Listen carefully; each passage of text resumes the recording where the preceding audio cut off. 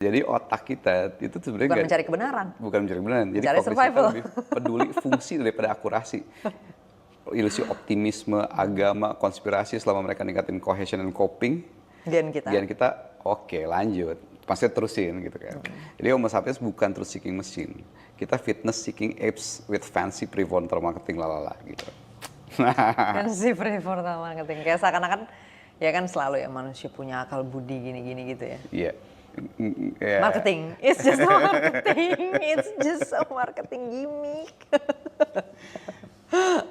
Otak kita evolve itu untuk survive gitu. Jadi bukan untuk mencari kebenaran, tapi justru untuk survive.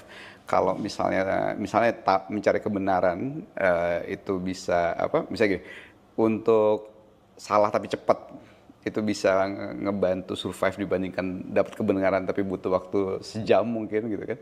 Ya otak kita akan evolve cenderung untuk ya udah yang cepet aja deh, tapi aman atau apa gitu. Kayak gitu. Nah, ini yang bikin bikin the hardest part of my job.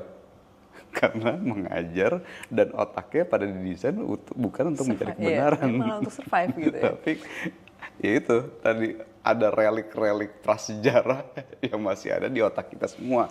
Bukan cuman ini ya, semua orang ya, termasuk gue juga ada awalnya gitu. Iya kan, padahal kita ketika kita bicara pendidikan kan untuk mengembangkan ilmu pengetahuan, untuk mentransfer ilmu pengetahuan, itu kan it's all about truth gitu ya. Maksudnya kita pengen mencari truth yang paling akurat. Kita pengen mentransfer truth yang paling akurat, tapi our nature is working against us. Exactly. Ya. Orang bukan mencari truth yang bodoh amat. Apa itu truth?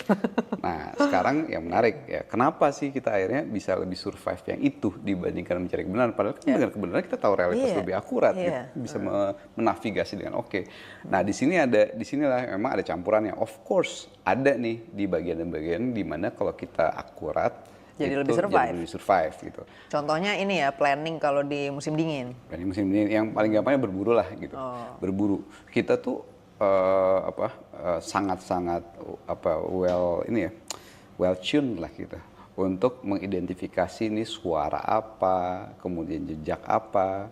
Itu partly cultural, partly innate juga gitu. Untuk ngerti apa ya, kayak bau-bauan yang yang atau gampangnya lah makanan yang busuk atau enggak lah gitu.